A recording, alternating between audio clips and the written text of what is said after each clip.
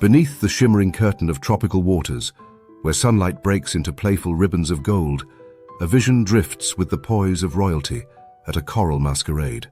The lionfish, in all its extravagant glory, glides effortlessly between swaying sea fans and technicolor reefs as if it owns the place. And frankly, it does. Cloaked in feathery fins and marbled stripes of white and rust red, this creature doesn't swim so much as it performs, trailing its venom-tipped spines like a living piece of art too dangerous to touch. It's a showstopper at the underwater ball, a slow-motion spectacle that captivates both camera lenses and, rather unfortunately, unsuspecting prey. But let's not be fooled by the fanfare.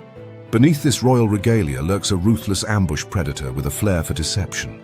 You see, the lionfish is the very definition of beauty, with murderous intent. Its hypnotic dance lulls reef dwellers into a false sense of security. "Come closer," it seems to whisper. "Admire my magnificent plumage."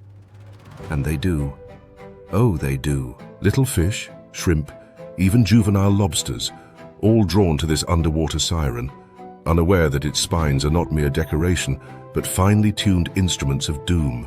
Each spine is packed with venom potent enough to ruin any predator's day, or a diver's, should they make the grave error of mistaking this beauty for a harmless ornament. There's a wicked charm in how the lionfish carries itself, like a villain in an opera who relishes the drama of their own wickedness. It doesn't dart about nervously like other reef fish. No, it drifts with an almost arrogant slowness, fully aware that few would dare to challenge its rule. It is both performer and executioner, gliding through its coral kingdom as if the very ocean itself applauds its every move. And in a way, it does. The currents part respectfully before it, the light catches its venomous fins just right, and the reef, oblivious to the looming disaster, keeps pulsing with life. To the untrained eye, the lionfish seems like a dream, but make no mistake, it is a nightmare wrapped in silk. This is nature's cruelest trick, packaging danger in the most elegant of disguises. The lionfish doesn't need speed, it doesn't rely on brute force, it seduces its prey into a final waltz. One moment you're admiring the beauty of its flared fins, the next you're inhaled in a blink, vanished into the belly of this striped spectre of the reef. And so, as our camera lingers just a moment longer, capturing the hypnotic sway of those spines against the sun-dappled water, remember this. The lionfish is not just a marvel of evolution, it is a living paradox. Gorgeous yet deadly, slow yet devastatingly effective. It turns the tranquil reef into a silent battlefield, where beauty is the most dangerous weapon of all. As we drift closer to our flamboyant assassin, the camera tightens its gaze, the soft ambient hum of the reef fading into a suspenseful stillness. Slowly, the elegant fans of the lionfish unfurl wider, and what first seemed like delicate plumage begins to resemble something far more sinister. Dozens of needle-like spines radiate from its body like the rays of a malevolent sun, each tip glistening with invisible menace. It is here, in these graceful but deadly lances, that the lionfish conceals its secret weapon. A cocktail of venom so potent, it could make even the boldest predator think twice before making an ill-advised snack of this living artwork. You see, evolution has not only gifted the lionfish with beauty, but with the cunning sense to arm itself like a floating fortress. Each spine is a hollow harpoon, connected to venom glands that pump their toxic brew into anything foolish enough to brush against them. And this isn't just your average garden variety sting, no sir. The venom is a sophisticated blend of neurotoxins and cardiotoxins, designed to cause intense pain, swelling, and in some cases, a rather theatrical collapse of blood pressure. For the unfortunate victim, it feels like Mother Nature herself has decided to personally rearrange their nervous system, one fiery nerve ending at a time. If we slow the footage down, almost to a crawl, we can witness this defense in action. Watch closely as the lionfish senses a threat. Its spines extend like drawn swords, standing at full attention with military precision. There's an artistry in this preparation, an almost arrogant display of natural engineering. The spines do not lunge forward with aggressive thrusts. Instead, they wait patiently, confident that contact alone will deliver their painful payload. It's a defense strategy rooted not in pursuit but in deterrence, a silent warning written in the universal language of "touch me and you'll regret it." And let's not forget the human side of this cautionary tale. Divers and fishermen who have had the misfortune of an unexpected encounter with these venomous needles will confirm, often with a colorful array of language, that lionfish stings are something one remembers for a lifetime. The pain is said to radiate like fire beneath the skin, escalating from a sharp prick to a relentless throb that feels as though the afflicted limb has been replaced by a forged bellows, pumping out waves of agony with every heartbeat. Some describe it with grim humor as lava injected directly into your bloodstream, while others simply vow to avoid tropical reefs forever. But here's the brilliant part. The venom isn't necessarily meant to kill. It's designed to teach, to educate would-be attackers in the harshest possible way that lionfish are not to be trifled with. Predators learn, painfully and promptly, that this flamboyant fish, however slow and inviting it may seem, comes with a steep price tag. Even sharks, the undisputed heavyweights of the ocean, tend to give lionfish a wide berth, their instincts finely tuned to recognize danger dressed in deceptive finery. So, while the lionfish may float serenely through the reef, appearing almost carefree in its lazy drift, it is anything but defenseless. In truth, it carries a full armory within its graceful frame, a mobile arsenal cloaked beneath a curtain of beauty. Each spine is a silent sentinel, every movement a quiet threat, ensuring that this reef royalty continues its reign unchallenged. It is nature's perfect defense, elegant, efficient, and agonizingly effective. And as we pull back from our close-up, giving the lionfish its well-earned space, we leave with a newfound respect for this spiny sovereign, and perhaps a slight tingling in our own fingers just from watching. If there were ever an underwater saga worthy of scandalous headlines, this would be it. Picture this: a flamboyant, venom-laden drifter from the Indo-Pacific, living a quiet life among the reefs of its native waters, suddenly thrust onto the world stage as one of the ocean's most notorious invaders.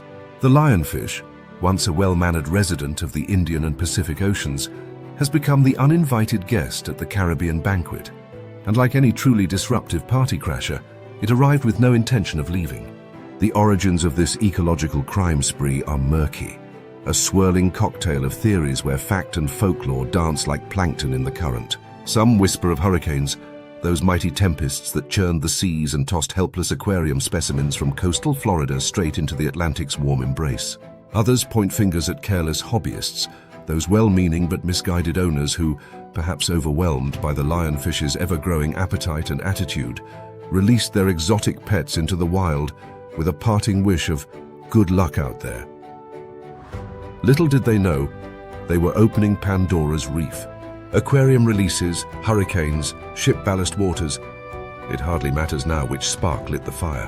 What matters is that the lionfish, against all odds and all ecological common sense, found itself in an unfamiliar ocean and did what it does best: survive with style. And not just survive, it flourished, as if the Caribbean had always been its rightful kingdom. Warm waters, abundant food, a suspicious lack of natural predators. It was as though the welcome mat had been laid out in velvet. With no learned fear of these striped newcomers, native fish were about as prepared for the lionfish invasion as a sleepy village in an old pirate movie. Juvenile groupers, wrasses, snappers, all greeted the lionfish with wide-eyed innocence, mistaking it for just another pretty face in the coral crowd. It was a fatal misunderstanding. The lionfish, ever the opportunist, exploited this blind spot in the ecosystem with ruthless efficiency, feasting its way through the reef like a guest at an all-you-can-eat buffet who's discovered that the chef has left for the day. But the brilliance of this conquest lies not just in the lionfish's appetite, but in its reproductive bravado. Females can spawn tens of thousands of eggs every few days, casting their progeny adrift in the ocean currents like confetti at a victory parade. These tiny drifters hitch rides on the tides, carried far and wide to colonize new territories with frightening speed. In less than 2 decades, lionfish populations have exploded across the western Atlantic, from the Gulf of Mexico to the Bahamas, even creeping up the eastern seaboard of the United States as far north as Rhode Island. Yes, you heard that right. These tropical showboats have even tested the cooler waters, just to keep things interesting.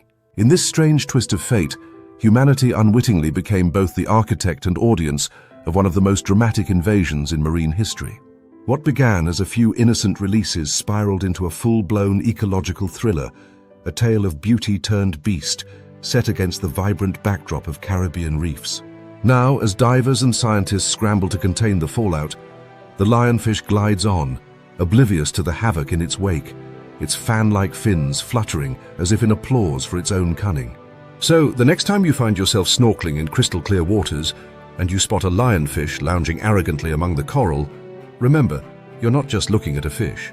You're staring at the protagonist of an invasion story that is still being written, page by page, fin by fin, across the reefs of the Atlantic. And if history has taught us anything, it's that this particular villain knows exactly how to steal the show.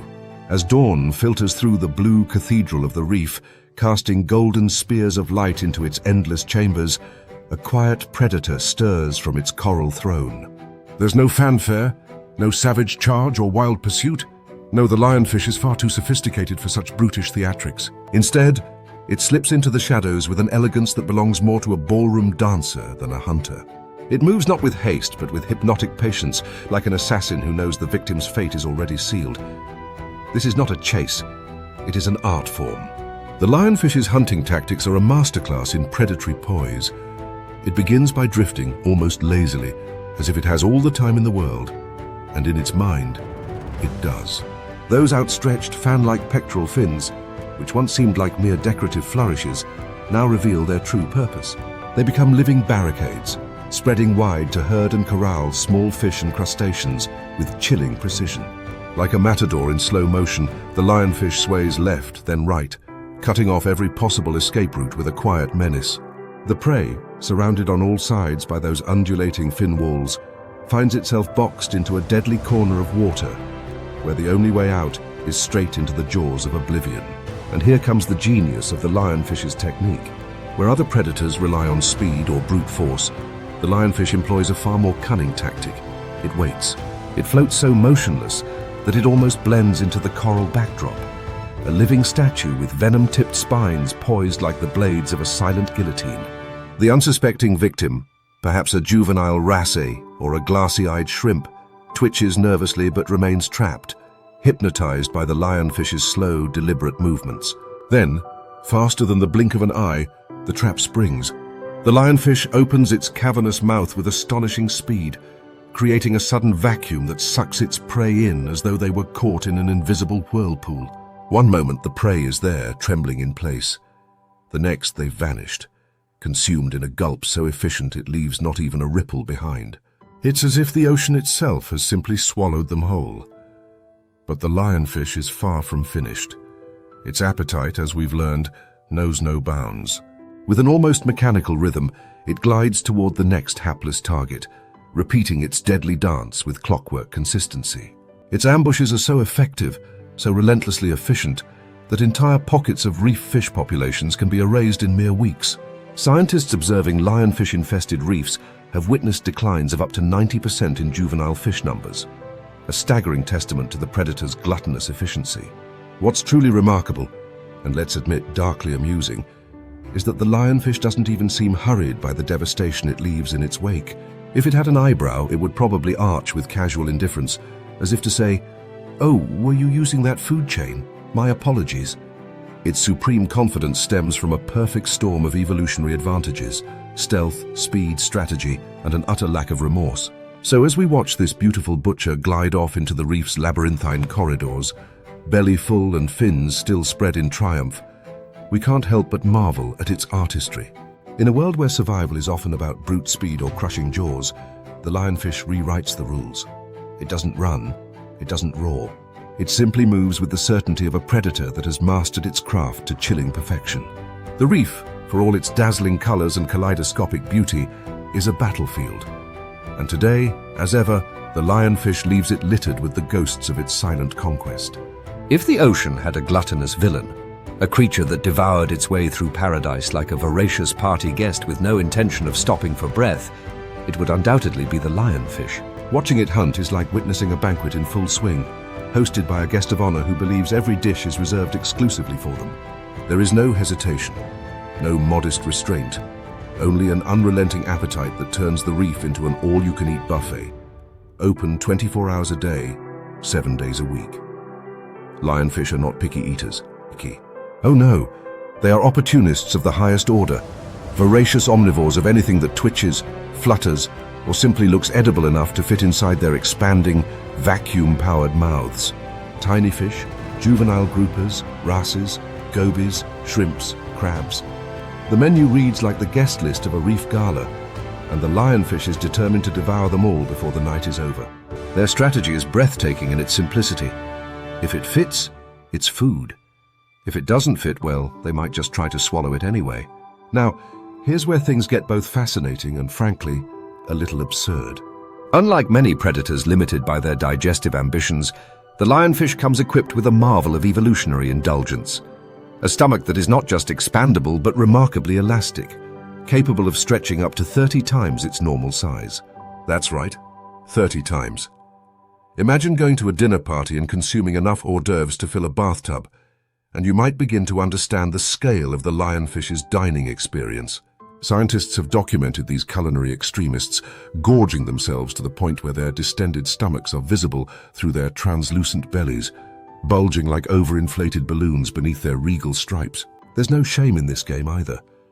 Lionfish don't pause between courses to reflect on their choices or, heaven forbid, consider moderation. They gorge with the unapologetic gusto of creatures that know opportunities like this are too good to waste. After all, in their native waters of the Indo-Pacific, competition keeps their appetite somewhat in check. But here, in the bountiful buffet of the Atlantic and Caribbean, with naive prey aplenty and few rivals to keep them honest, lionfish indulge like emperors at an imperial feast. And what's even more remarkable, or alarming depending on your perspective, is that lionfish often continue to hunt even when they are, by all reasonable standards, well beyond full. Their predatory drive is so deeply hardwired that the sight of potential prey can override any sense of satiety. It's as if their instincts are whispering, "Go on, just one more. You've got room." More often than not, they do. And when they don't, well, they still try. Call it enthusiasm, call it culinary madness. Either way, it is spectacularly effective. The ecological consequence of this unchecked hunger is catastrophic. In areas infested by lionfish, native fish populations can plummet by as much as 90%, stripping reefs of the very species that maintain their fragile balance. Without these vital grazers, algae begins to smother the coral, turning vibrant underwater cities into shadowy wastelands. It is not merely that lionfish eat too much, it is that they eat too well, too often, and with a zeal that knows no limits. So as our camera pans across the reef's once thriving alleyways, now hauntingly empty beneath the lionfish's reign, we cannot help but marvel at this paradox of nature. Here is a creature of dazzling beauty, gliding with the grace of a ballet dancer, yet possessed of the appetite of a gluttonous king at a feast that never ends. In the underwater world, few predators have managed to combine elegance and excess with such reckless abandon. And as long as there is prey to devour, the lionfish will continue its banquet, swallowing paradise bite by relentless bite. Out here in the balmy embrace of the Caribbean, beneath the turquoise waves and the lazy sway of sun-drenched corals, there exists a ruler who never asked for a crown, but claimed the throne all the same. The lionfish, draped in its flowing finery and armed to the teeth with venomous spines, has risen not just as a predator, but as an undisputed monarch of these foreign reefs. And the secret to its rule? Simplicity itself. No enemies, no mercy. In its native Indo-Pacific waters, life wasn't always so regal. There, a respectable roster of seasoned predators, snappers, groupers, moray eels, even the occasional bold shark, kept the lionfish in polite check. The ecosystem had learned its dance with this spiky aristocrat, recognizing its danger, yet keeping its ambitions modest. It was a balanced coexistence, a tense yet functional social contract written in tooth and fin. But here, in the unsuspecting gardens of the Atlantic and Caribbean, there is no such balance. There are no ancient rivalries, no learned fears, no sharp-toothed challengers waiting in the shadows. Here, the lionfish is a stranger in paradise, a stranger whom no one dares to confront. You see, the native fish of these reefs look upon the lionfish with a puzzling naivety, as if they simply cannot compute the threat before them. It's as if someone has introduced a lion into a petting zoo, and the goats and geese, utterly unfamiliar with the concept of predator, stroll curiously toward it, expecting nothing more than a friendly sniff. Little do they realize, they're inches from disaster, trapped in a fatal ignorance that the lionfish exploits with ruthless delight. This absence of recognition gives the lionfish the element of surprise, not once, but endlessly, over and over, like a magician repeating the same trick to a dazzled audience. But even for those few creatures wise or wary enough to sense danger, the lionfish remains an unappetizing proposition. Its spines bristle with venom potent enough to convince even the boldest hunter to reconsider their menu. Sharks, typically the undisputed kings of these waters, pass them by with what looks suspiciously like disdain, as if they've taken one glance at the ornate but hazardous packaging and decided it simply isn't worth the trouble. Groupers, large and hungry as they are, often hesitate too, their instincts warning them of the painful lesson awaiting any careless lunge. In fact, even humans, those apex predators of the land and sea, approach the lionfish with a cautious respect. Divers admire its beauty from a safe distance. Spearfishers wield long poles like medieval knights jousting against an armored foe, and fishermen, given the choice, prefer to let this living pincushion glide on by. With no natural checks and balances, the lionfish thrives in unchecked abundance. It is a conqueror in unfamiliar lands, rising to apex status not by brute force alone, but by exploiting a perfect storm of ecological innocence and natural armament. Its reign is not challenged by tooth or claw, but instead unfolds like an effortless coronation. Every crevice of the reef becomes part of its expanding territory. Every shoal of juvenile fish, every distracted crustacean, is another feast waiting to happen. There is no predator lurking in the shadows to temper its ambition, no nemesis stalking from the deep to restore balance. And so, the lionfish rules its new dominion with quiet confidence, the sovereign of the shallows, the tyrant of the tides. It drifts like a royal procession through its coral kingdom, each wave of its fins a regal flourish, its spines gleaming like the jeweled scepters of a monarch secure in their power. It is not simply a predator, it is the predator, an apex ruler in a realm unprepared for its ascension. And as long as the seas remain naive to its cunning, the lionfish will continue its reign, uncontested, unstoppable, and utterly unfazed by the havoc it leaves in its imperial wake. If there is one thing the lionfish adores more than feasting on its reefside buffet, it is ensuring there will always be plenty of future guests at the table. And by guests, of course, we mean more lionfish, many more. As if their hunting prowess and venomous weaponry weren't already giving the reef community enough sleepless nights, the lionfish adds insult to ecological injury with a reproductive strategy so aggressive it borders on comical. In the grand scheme of survival, the lionfish didn't just buy the book on population expansion. It wrote the sequel, printed the collector's edition, and is now enthusiastically signing copies across the Atlantic. It begins, as all good tales of proliferation do, with sheer numbers. A single female lionfish, dainty and elegant in appearance, is in fact a veritable egg factory wrapped in stripes and spines. She can release up to 2 million eggs a year. Yes, you heard correctly, 2 million. It's as though she's operating an underwater assembly line, churning out tiny translucent spheres of future terror at a pace that would make even the most industrious of factory managers weep with envy. Unlike many species that cautiously parcel out their reproductive efforts, the lionfish throws caution overboard and floods the market. But it's not just quantity, it's the efficiency of delivery that truly dazzles. These eggs are packaged in gelatinous, buoyant clusters, floating like ghostly clouds through the warm currents, carried far and wide by the restless fingers of the sea. Where other species might painstakingly guard their eggs in nests or coral alcoves, the lionfish takes a far more laissez-faire approach. Cast them to the oceanic winds and let the currents do the rest.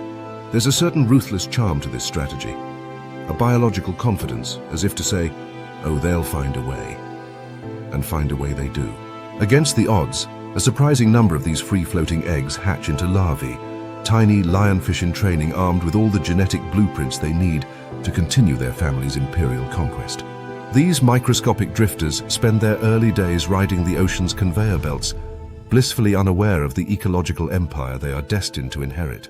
The survival rate, while still modest by nature's standards, is vastly amplified by sheer volume. When you produce eggs by the millions, you only need a fraction to survive for your army to multiply at frightening speed. Soon enough, these larvae settle into new territories, metamorphosing into miniature versions of their parents, complete with venom-tipped spines and an appetite embarrassingly disproportionate to their size. From the moment they arrive, they waste no time joining the family business of relentless consumption and unchallenged domination. It's a recruitment process that would make any empire builder swell with pride, efficient, relentless, and entirely lacking in bureaucracy. This astonishing breeding prowess fuels the lionfish's unstoppable spread, like an unchecked wildfire licking its way across the ocean floor. New populations seem to spring up overnight in reefs where none were seen before, as if summoned from the very salt water itself. Scientists track their expansion like cartographers in the age of discovery, marking each new sighting with a mix of awe and dread. And just when we think they might have reached their limit, the lionfish reminds us, with 2 million eggs a year, limits are merely polite suggestions. The result is an ecological juggernaut, an underwater dynasty expanding at exponential speed, leaving devastated reefs and bewildered scientists in its wake. The lionfish isn't just surviving in foreign waters. It is thriving, multiplying, and entrenching itself with an audacity that feels almost personal. It is a living reminder that in the game of life, those who breed fast, travel far, and eat without remorse often find themselves writing the rules.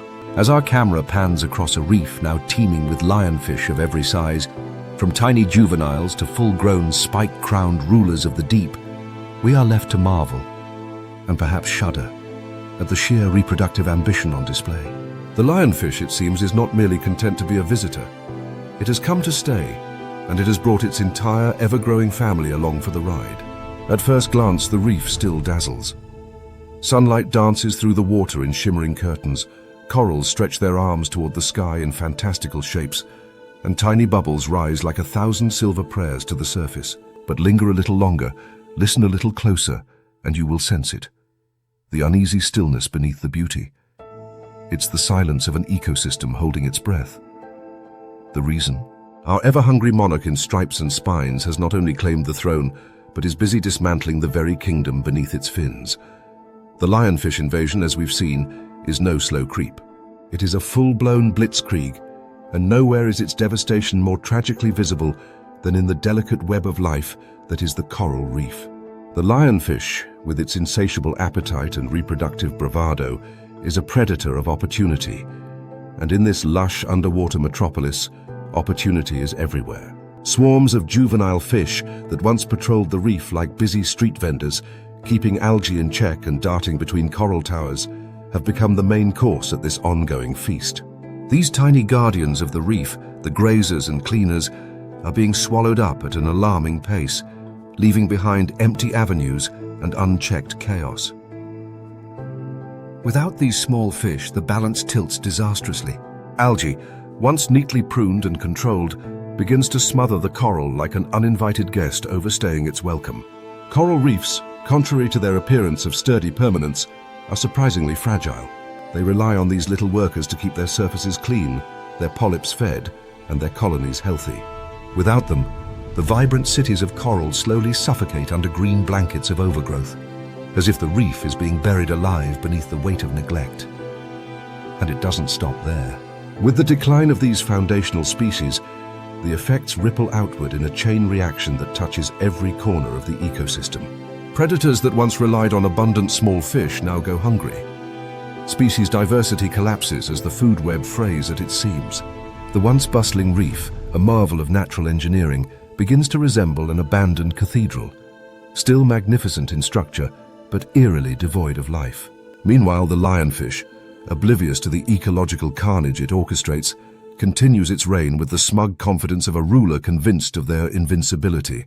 It glides over the ravaged reef like a monarch surveying a conquered land, its belly full, its spines gleaming, as if to say, "All this, mine now." There is an almost dark humor in its success, a cruel twist in nature's script that allowed such an ornamental beauty to become the architect of destruction. What makes this crisis all the more vexing is how silent and stealthy it unfolds. Unlike storms that batter coastlines or oil spills that blacken the waves, the lionfish invasion works quietly, invisibly at first, beneath the surface where few eyes linger long enough to see the unraveling. But to those who know what to look for, the marine biologists, the divers, the guardians of these underwater worlds, the signs are as clear as they are alarming. Species diversity plummets, coral cover declines, and the reef's familiar hum of life softens to a whisper. The lionfish has become the agent of an ecological coup, toppling the intricate hierarchies that took millions of years to build, and doing so not with brute force but with a relentless hunger and reproductive zeal that borders on absurd. In the great drama of ocean life, it is the unexpected villain, a creature of dazzling beauty that wields devastation with silent efficiency. And yet, beneath the despair, there lingers a stubborn thread of hope. Nature, as history reminds us, has an astonishing capacity for resilience, but it will need help. Reefs will not recover on their own, not while the lionfish empire continues to expand unchecked. The challenge before us is monumental, but not insurmountable, if we are willing to rise to it. For now, though, as we watch the lionfish drift through its coral dominion, we are left to confront the hard truth. This crisis was not an accident of nature, but a byproduct of our own choices. And if the reef is to survive, we will need to reckon with the beautiful, venomous monarch we unknowingly unleashed upon it. At first, humanity watched the lionfish invasion unfold with a mixture of disbelief and distant concern, as though the drama playing out beneath the waves was little more than a curious subplot in nature's vast narrative. But soon, as reefs withered and fish populations collapsed like dominoes, the urgency snapped into sharp focus. The villain of this tale had been revealed, resplendent in stripes and spines, lounging smugly over its conquered domain. And like every good story of rebellion, the moment had come for the underdogs to rise. The first warriors to take up arms were not generals or politicians, but divers, those quiet custodians of the reef who knew its alleyways and corridors better than anyone. Armed with spear guns and a healthy dose of indignation, they descended into the lionfish-infested reefs like medieval knights returning to defend their crumbling castle. There was something almost romantic about it, in a rough-and-tumble kind of way. These human interlopers, bubbles trailing from their regulators, gliding through turquoise cathedrals to confront an enemy that nature itself had failed to check. Spearfishing competitions sprang up like rebel rallies, turning eradication into celebration. "Save the reef! Eat the enemy!" they cried, as teams of divers scoured the reefs in friendly yet ferocious contests, vying to bring back the biggest haul of lionfish. Prizes were awarded not only for quantity, but also for sheer audacity. Deepest dive, strangest hunting technique, most impressive underwater battle story. Suddenly, the grim task of culling an invasive species had transformed into a vibrant subculture of eco-warriors with flippers on their feet and determination in their eyes. Yet for all their skill, the divers faced a problem as slippery as the lionfish themselves: scale. For every fish speared and hauled to the surface, hundreds more lurked in the crevices beyond reach, breeding, devouring, and quietly multiplying. The war needed reinforcements. Enter technology with its cold, efficient precision. Engineers and marine innovators began deploying underwater robots designed to hunt lionfish with surgical accuracy. These mechanical predators patrolled reefs like tireless sentinels, using artificial intelligence to recognize and zap lionfish with electric pulses, or capture them in suction tubes, turning modern technology into a new breed of apex predator. Meanwhile, on the surface, an unlikely ally joined the fray: the culinary world. Chefs, always eager for the next exotic delicacy, took one look at the lionfish's firm white flesh and declared war on the invader with knives and skillets. It was, in many ways, the ultimate revenge. What had once been an ecological menace was now being flambéed, filleted, and served on fine porcelain with a garnish of citrus and just a hint of poetic justice. "If you can't beat them," the chefs proclaimed, "at least make them delicious." Restaurants from the Bahamas to Florida began to feature lionfish on their menus, encouraging diners to do their part for reef conservation with every forkful. Campaigns urged consumers to eat 'em to beat 'em, framing consumption as an act of environmental heroism. For once, gluttony had found a noble purpose, and lionfish found themselves hunted not just for sport, but for supper. And so, the human counterattack unfolded on multiple fronts: divers, engineers, chefs, and conservationists all joining forces in a quirky, determined alliance. It was a strange and glorious army, made up of people who loved the sea too much to watch it fall without a fight. Victory, if it comes, will not be swift, nor will it be easy. The lionfish is a worthy adversary, cunning, prolific, and draped in evolutionary armor. But for the first time since this invasion began, the balance of power has started to shift.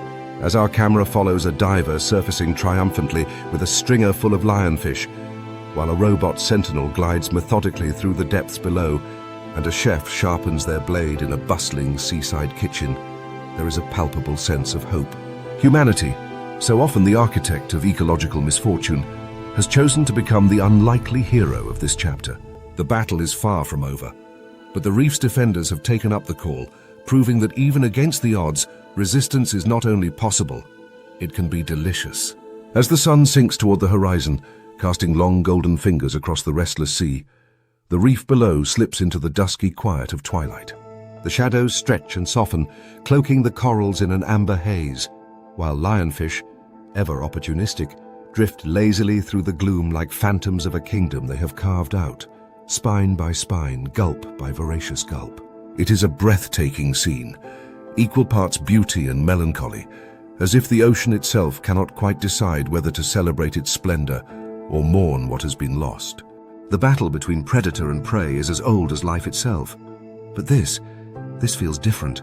The lionfish, with its unchecked hunger and tireless breeding frenzy, has tipped the scales so far that even the ancient rhythms of the reef tremble under the weight of its appetite. What began as a curious invader has become a conqueror, and the question now hangs heavy in the salt-laden air. Can we still turn the tide? Hope, however fragile, is not yet lost. Across the Caribbean and Atlantic coasts, the resistance is gathering. Divers plunge into the depths with spears in hand, guided not just by adrenaline, but by a fierce love for the reefs they have sworn to protect. Engineers deploy clever machines, tireless hunters born from wires and ambition, patrolling coral corridors where human hands cannot reach. Chefs sharpen their blades with purpose, transforming menace into a delicacy served with the satisfying crunch of ecological justice. Piece by piece, the army of the reef grows, scrappy and determined, fighting not for conquest, but for restoration. And yet, beneath this rising tide of human effort, there remains a sobering truth, a reminder that hums quietly through the current. Nature, once disturbed, does not easily forget. Lionfish, with their endless appetite and explosive reproduction, have proven how swiftly an invader can rewrite the rules of paradise. In just a few short decades, they have turned thriving underwater metropolises into hollow echoes of their former selves. What took millennia to build has been unraveled in the blink of an ecological eye. Rebuilding will not be swift. Recovery will not come simply because we wish it so. The reef, like an old ship caught in a storm, will creak and groan beneath the strain of restoration, its wounds slow to heal, its future delicately balanced on the edge of human will and natural resilience. But if history has taught us anything, it is that nature is stubborn, relentlessly so.